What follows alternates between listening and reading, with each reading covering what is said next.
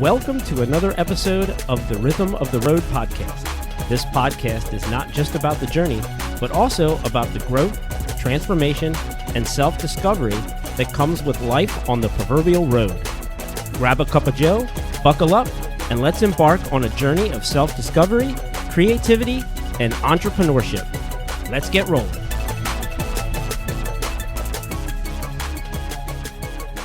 Welcome, everyone. I'm super excited to have you back here for episode number 1 of the Rhythm of the Road podcast. I'm super excited to start on this adventure and this journey and see where this road not only takes you, but where it also takes me. It's something I've wanted to do for a while. If you listen to the first intro episode, you kind of get a little bit of backstory from some of the multitude of things I do. So many times my friend Danny, when I'm giving my elevator speech, he's like, you got to make sure you make it all the way to the 121st floor, Jeremy, because otherwise you haven't put everything in there. And though much of that is true, at heart, I'm a creative, I'm a connector. I'm passionate about traveling and connecting and collaborating with others to create synergistic opportunities for everyone to thrive. So that's me in the short 5-second elevator speech. And as we go and as we get further along in other episodes, I'll share other little snippets of what's going on in my life as either leading up to this and obviously where I'm headed today. So episode number 1, really what I wanted to talk about is setting out on a road. What does that even mean? Where are we headed? What are we trying to accomplish? What am I even trying to accomplish here? So what I wanted to think about is there are a couple core things that I just wanted to think about and have you be aware of that I'm constantly thinking about, and some of the basic things that I've instituted in all of the things that I'm doing. So one of those things, and I don't want it to sound cliche, and I almost didn't even put this as the first one, but staying true to your core values or your belief system. Maybe that in the beginning, that's what you have. And though you maybe didn't call it core values in the beginning, you called it your belief system. So what do you believe in? How did you approach things? How did you talk to people? How did you interact? And then what belief system did you live by? In the business entrepreneurship world, a lot of us are calling it core values, whether it's your personal core values or your business core values. And we all hope that they have some sort of crossover. One might have something different because it's focused on something specific versus something family driven in your personal life. So just kind of thinking about some of those things in your core values, like one of my biggest ones is integrity. That was something that my dad instilled in me a long time ago. It's the one and only thing that no one can take away from you and only you have control over. And so thinking about that in everything that I do, and though I'm not a perfect human, because by default being human means I'm not perfect, and I'm okay with that. However, I'm always striving to make integrity at the top of the list. I'm a creative at heart, so what are the things I can be doing to be creative in the world, whether that's digitally, with visually, or sonically, or brainstorming creative ideas in an entrepreneur space, or trying to push the levels of that. And then when I take those core values, then I can put them into setting goals. What do I want to achieve? One goal that I achieved in recent years was, as a musician and a touring freelance drummer, I wanted to achieve a goal of being able to perform with the people I wanted to perform with, when I wanted to perform, and where. I could choose all of those things. Because in the beginning, you have to take anything and everything and take every opportunity, which really goes into kind of my third point, is building your network.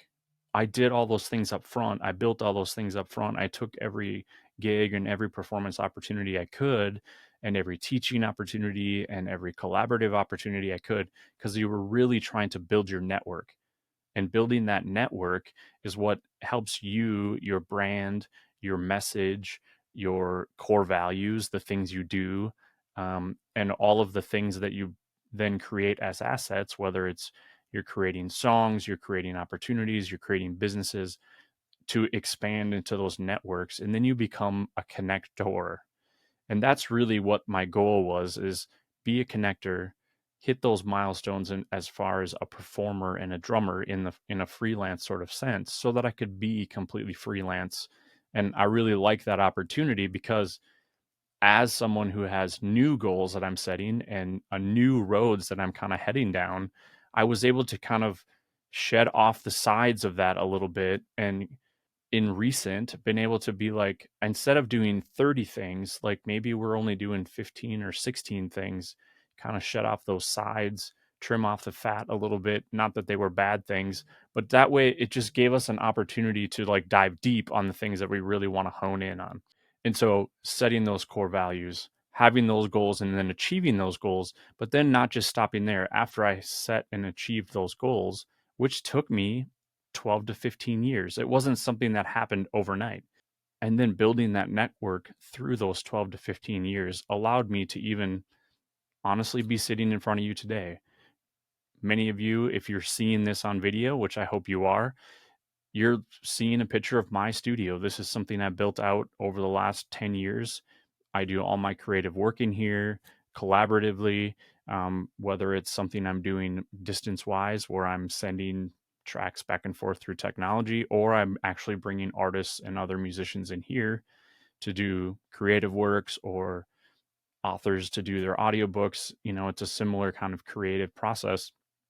I built this whole big space out of one small little corner space that I used to have. So all those goals, setting those goals, building those networks was allowed me to create this opportunity to be able to do this today. So set those core values, or at least name them. What are they? You're probably already doing them. You've probably been doing them for years. Name them, own them, bring them with you.